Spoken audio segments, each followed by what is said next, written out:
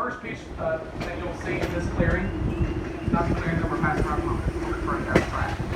The clearing, you'll see two things. The first thing is a piece of 5-foot gauge railroad track. This railroad was initially laid down in 1859. It was built to 5-foot gauge.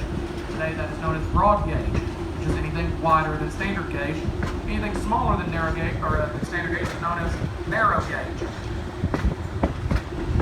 Now this broad gauge track you'll see appears on the original 1859 roadbed. Today we are running on standard gauge track, which is 4 feet 8 and 1/2 inches between the rails. You'll also see a tree with a yellow stripe painted on it. That yellow stripe is the high water mark of the flood of 1867, in which the waters of South Chickamauga Creek rose to a point 9 feet above the railroad. Once we go by the flood memorial, we will cross our longest and highest bridge over South Chickamauga Creek at 65 feet high and 360 feet in length.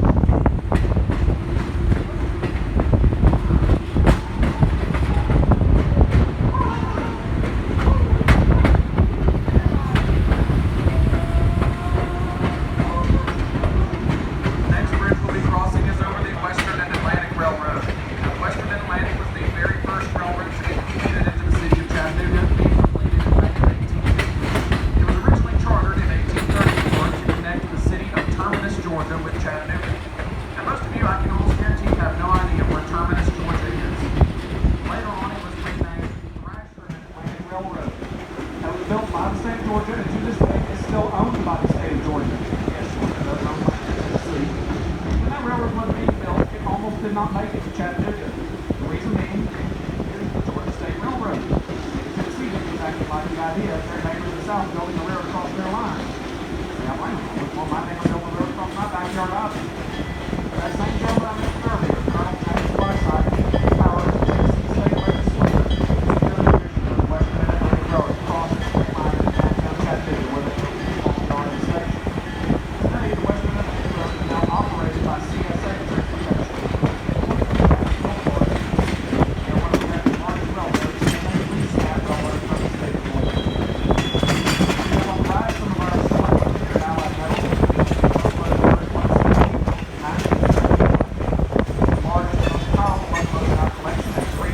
Horsepower. Engines 576 and 578 built in 1929 for the Chicago Northwestern Railway. 7100 built in 1943 for the US Army. 200 built in 1941 for the St. Louis and St. Railway. Or commonly known as the Briscoe Railway. 200 was the very first vehicle ever purchased by the Briscoe Railway. Now we are going to be riding out in our open air baggage area. Anything you value taking home with you, please keep it inside the window, as there is only about 10 to 15 inches of clearance on each side of the train. So, anything you want to take home inside, that includes, but it's not limited to, hands-on, cameras, children, pinballs, etc. Now, this tunnel has actually collapsed 3 times. It collapsed twice during construction. The third and most recent time it collapsed was in 1887. However, that was due to a mathematical error. The railroad was carrying a load on a flat car, and they didn't take into account all their vertical clearance.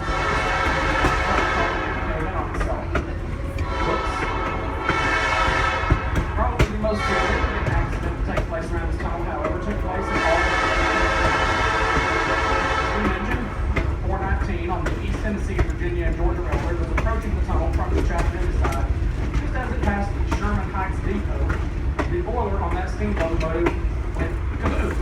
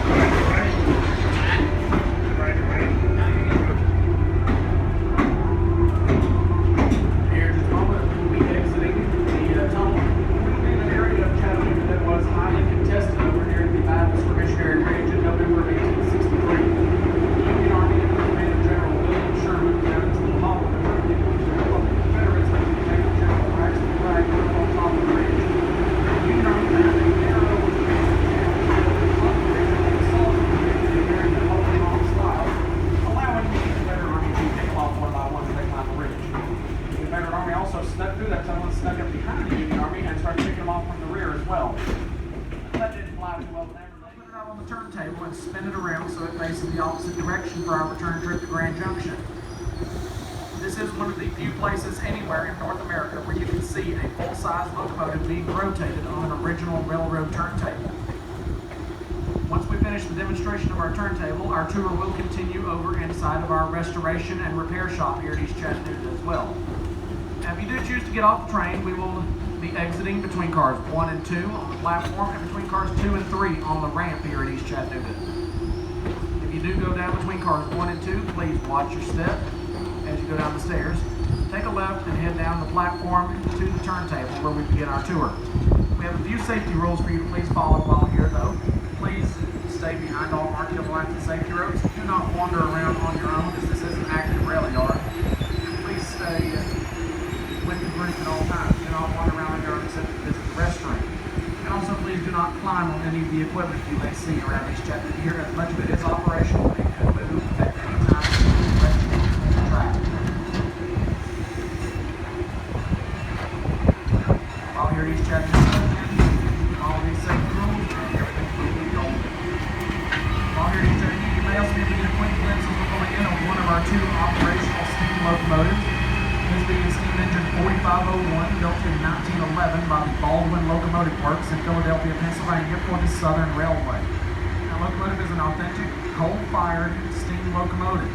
That locomotive will be operating this coming weekend on our Missionary Ridge local here at the museum. We'll fire it up Friday, and it will be pulling this very train that you're riding on Saturday and Sunday. Ladies and gentlemen, station stop, East Chattanooga.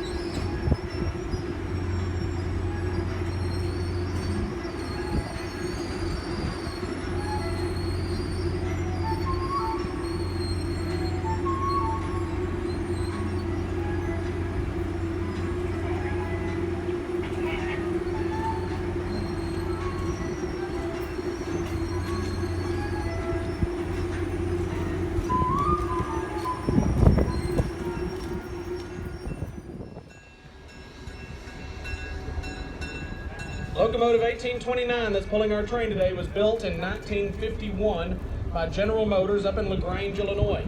It was built for the United States Army, so it's a veteran. It was used at the Holston Army Ammunition Plant located in Kingsport, Tennessee, up until about 1993, at which time it was sold as Army surplus to the Railroad Museum here for the whopping price of $250. Shipping not included. We brought the locomotive here to Chattanooga, refurbished it, and have been using it since early 1995. Number 1829 is what we call a GP7 locomotive. GP meaning it's a general purpose locomotive, so it's designed to pull freight trains, passenger trains, or switch cars in a yard or terminal or ammunition plant. This locomotive is very well designed for pretty much anything the railroad is going to do with it.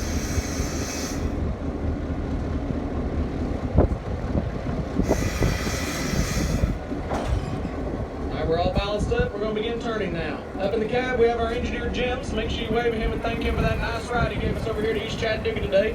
Otherwise, he might just conveniently forget to reattach his locomotive to the other end of the train and take us home.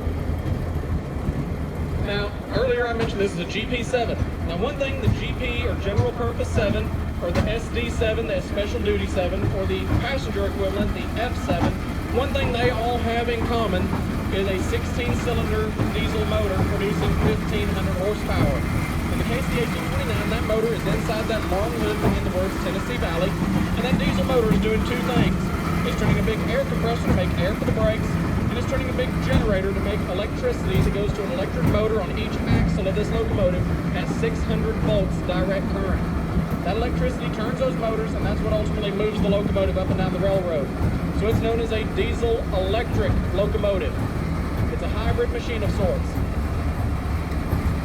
And diesel locomotives, with very few exceptions, have always been made that way. The exceptions being some direct drive or diesel hydraulic locomotives. but diesel electric has been the most popular and preferred method of building locomotives since the late 1940s, sometimes even into the late 30s.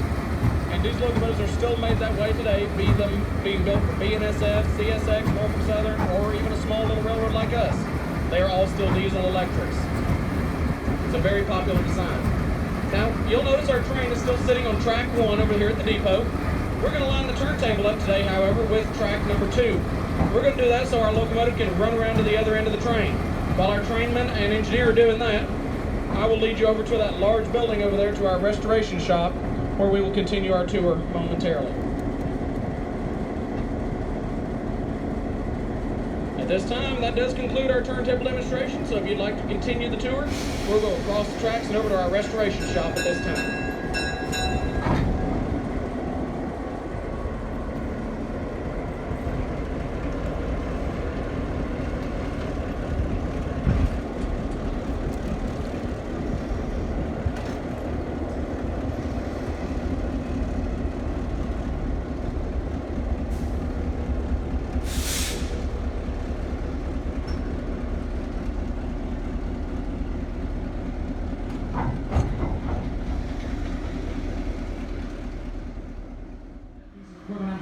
Pullman sleeping car Clover Colony, built in 1920, and that car was featured in the movie Some Like It Hot, starring Marilyn Monroe. In 1971, steam locomotive 4501 was featured in the movie Fool's Parade by James Stewart. In the mid-1980s, we were part of the filming of a movie called The Last Days of Frank and Jesse James, starring Johnny Cash, Chris Christopherson, and Willie Nelson. In the 1990s, you may have seen steam locomotive 4501 in the movie October Sky, starring Jake Gyllenhaal, Chris Cooper,